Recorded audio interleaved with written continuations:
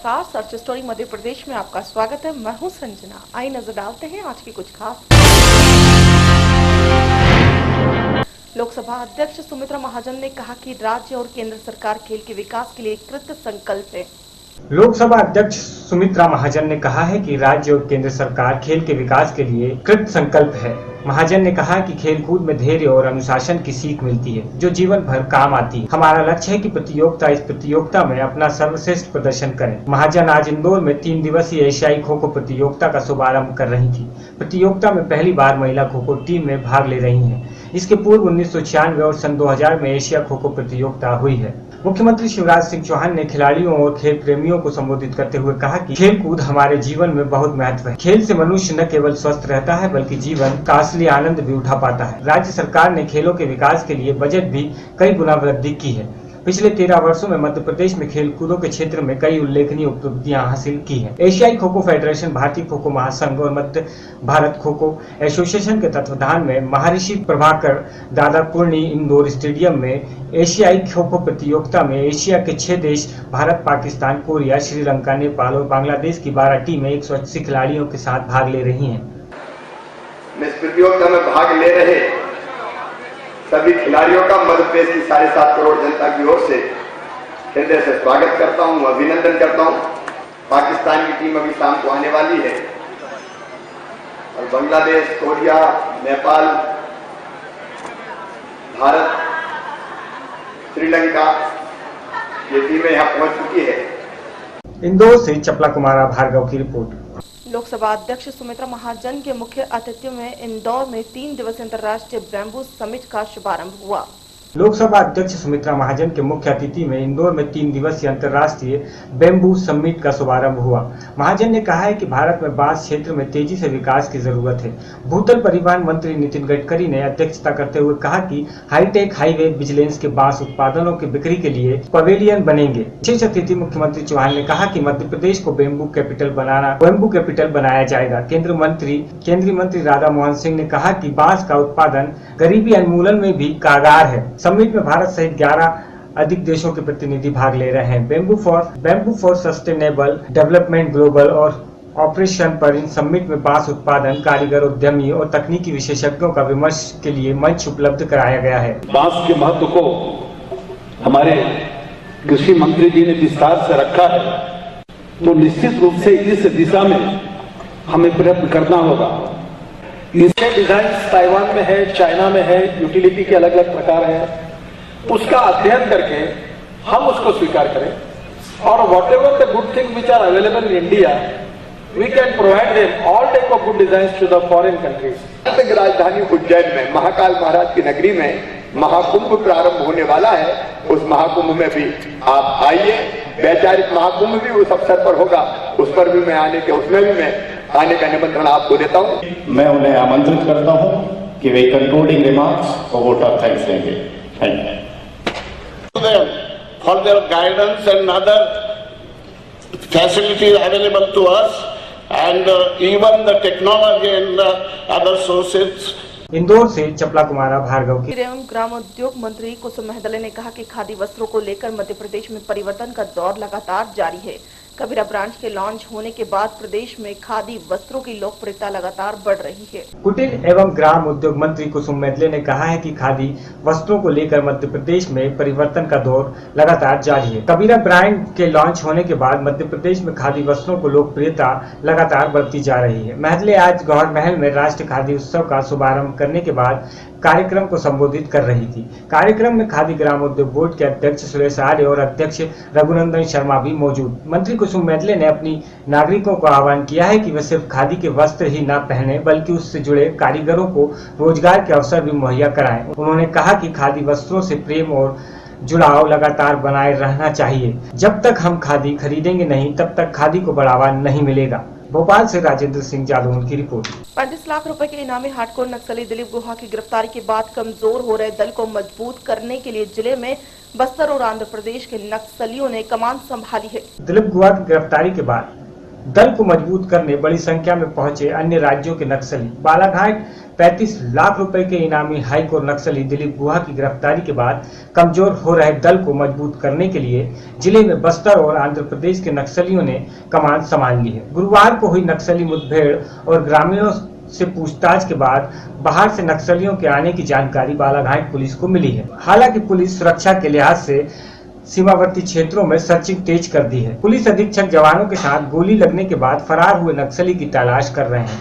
Police के वरिष्ठ अधिकारियों ने इस बात की भी पुष्टि की है कि दल में नए युवा लोगों के अलावा महिला नक्सली भी शामिल हुई हैं। इनकी संख्या 25 से 30 बताई जा रही है। दल में नक्सलियों के एरिया कमेटी सचिव दीपक और डिवीजन कमेटी मेंबर नरेश के होने की भी पुष्टि हुई है। शेष सदस्य अन्य बस्तर और आंध्र प्रदेश के होने की संभावना जताई जा रही है। पुलिस सूत्रों से मिली जानकारी के अनुसार गुरुवार को जो नक्सली मुठभेड़ में शामिल थे उन्हें स्थानीय भाषा का ज्ञान नहीं था। वे ठीक ढंग से हिंदी और गोंडी भाषा भी नहीं बोल पा रहे थे। एसपी गौरव तिवारी के अनुसार स्थानीय लोगों ने पुलिस को जानकारी दी है कि नक्सलियों ने दल में पुराने सदस्यों को अन्य स्थान पर शिफ्ट कर दिया है, जबकि बालाघाट जिले में नए सदस्यों को कमान सौंपी गई है। तो आपका अभी कितने दिन चलेंगे अभी सर्चिंग का? अब जब तक अभी बालाघाट में नक्सलियों की मूवमेंट की सूचना आ रही है तब तक भी ऑपरेशन चलेगा ही चलेगा। और अभी हम लोग ऐसे कई सारे इनपुट्स मिल रहे हैं, अभी उन्हीं को डेवलप कर रहे हैं हम लोग। सर, जो मुठभेड़ हुई किस दलम से संदर्भित नक्सली? दलम का नाम तो नहीं कह सकते, लेकिन जो उनके पास से परिचय मिले हैं उसमें मलाजखंड एरिया कमेटी का जिक्र है। मलाजखंड एरिया कमेटी का तो इससे संभावना लगाई जाती है कि इसमें मलाजखंड दलम के लोग तो है ही, साथ ही साथ इसके आसपास के दलम के लोग भी मिल गए होंगे इसमें। सर महिला नक्सली भी शामिल थी? महिला नक्सली करीब 8 से 10 की संख्या में रही होगी। इसमें करीब ये नक्सलियों का जो बालाघाट में आगमन करीब हम लोग 22-23 मार्च से ट्रेस कर रहे हैं। जब 23 मार्च से इनका शहीद सप्ताह स्टार्ट होता है नक्सलियों का, तो उनकी पहले से इनकी मूवमेंट है। और इसमें जो ग्रामीणों में बैठक ली है इन लोगों ने, या फिर जिस तरह की इनकी गतिविधियाँ हैं नक्सल क्षेत्र में, इससे ये क्लियर कट पता चलता है कि ये लोग बालाघाट के रहने वाले नहीं हैं, या फिर जो पुराने जो दलम के सदस्य थे वो नहीं हैं। इनके लीडर्स जो कि यहाँ पर दीपक, नरेश, संगीता के नाम से जाने जाते हैं, वो लोग जरूर इस ग्रुप में हैं। लेकिन उसके अलावा जो 22 से 25 लोग हैं, ये सभी नए लोग हैं और सभी युवा वर्ग के 20 से 25 साल की उम्र के, जो लोग की बस्तर या आंध्रा साइड के होने की सूचनाएँ मिल रही हैं। और इसमें जो ग्रामीणों से हम लोग चर्चा है, उनका भी यही कहना है कि इसमें जिस तरह से नक्सली यहाँ बालाघाट में जो पूर्व पुराने नक्सली हैं उनकी गतिविधियाँ रहती हैं, उनसे भिन्न है। ये लोग ओपनली गांव में आ जाते हैं, यहाँ से चावल मांगते हैं, गाना गाते हैं और मीटिंगें लेते हैं गांव में पूरा निडर होकर। पिछले 10-15 दिनों से ऐसी सूचनाएं मिल रही थी, इसी को हम लोगों ने डेवलप किया और फिर ये इंसिडेंट हुआ। सर, अभी टीम कहाँ रवाना हो रही है?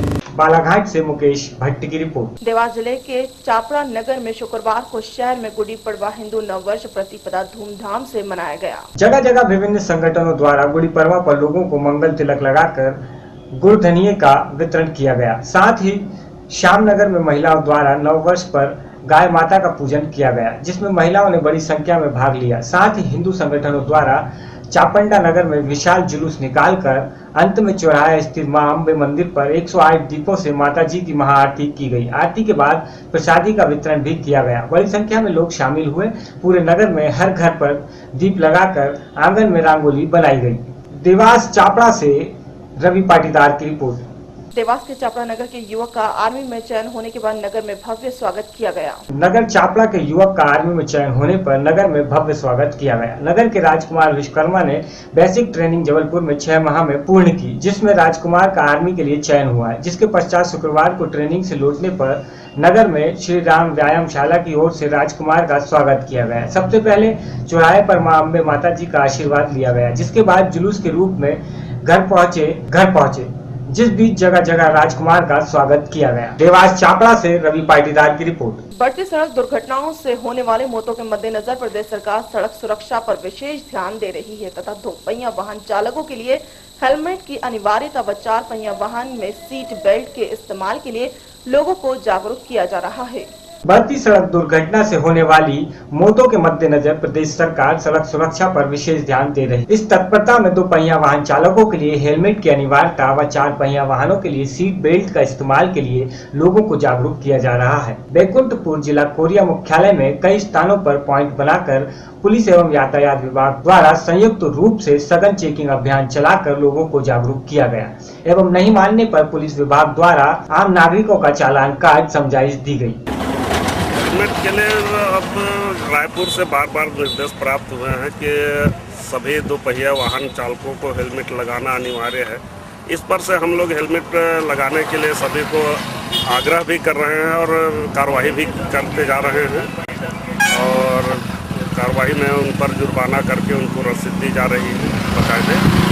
और यदि कोई ऐसा आसक्त जन है तो ऐसे उसके परिस्थिति के अनुसार उसको राहत दी जा रही है ताकि ऐसा किसी को छोड़ा नहीं जा रहा है।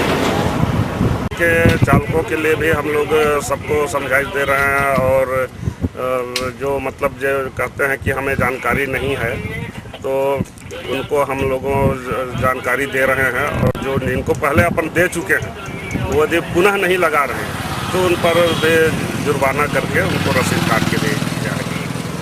कोरिया छत्तीसगढ़ से KR गिरी की रिपोर्ट। एक तरफ केंद्र सरकार व प्रदेश सरकार स्वच्छता पर विशेष बल दे रही है तो वहीं जिले में शासकीय विभाग प्रधानमंत्री के स्वच्छता भारत के सपने को मुंह चढ़ाती दिखाई दे रही है। सरकार तमाम स्वच्छता अभियानों, नारों एवं जागरूकता अभियान चला रही है। वह आम नागरिक को सरकार 5% स्वच्छता कर वसूल रही है।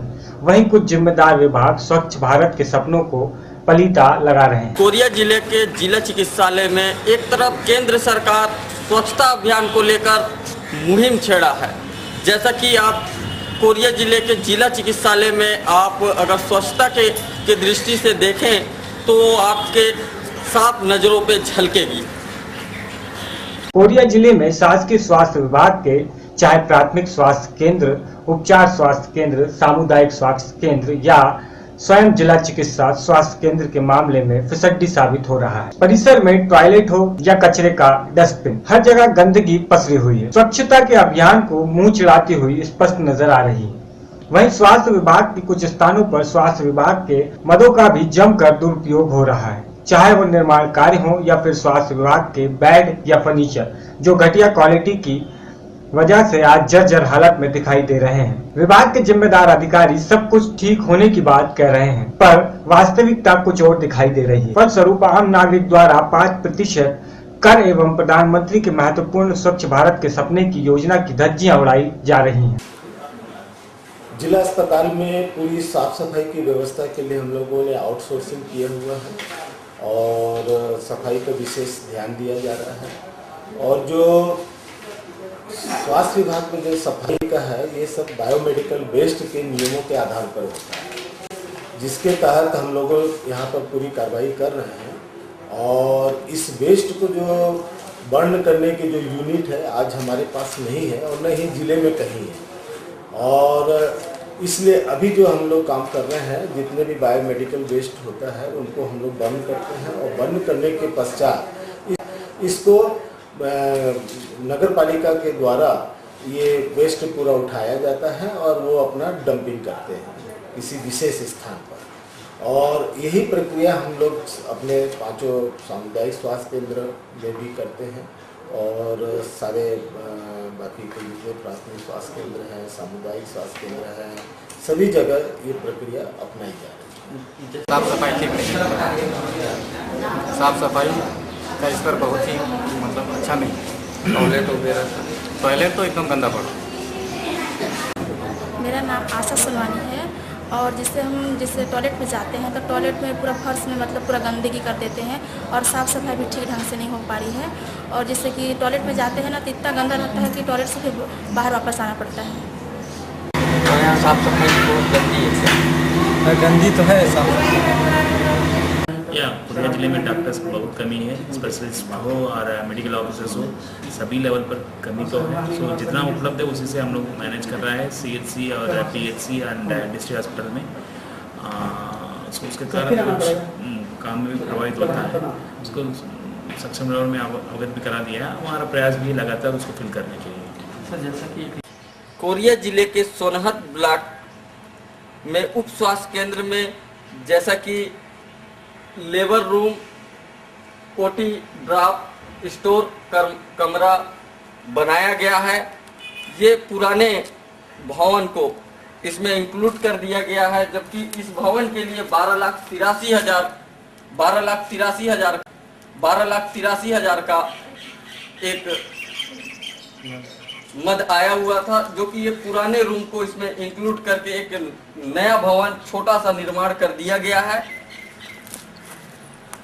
एक पुराने स्टोर को, पुराने रूम को नए रूम में इंक्लूड करके सारे मद का 12,43,000 का पूरे तरीके से लीपापोती कर दिया गया है। KR गिरी, डिस्ट्रिक्ट रिपोर्टर, कोरिया, छत्तीसगढ़। खबरों में फिलहाल इतना ही। मुझे दीजिए इजाजत। नमस्कार।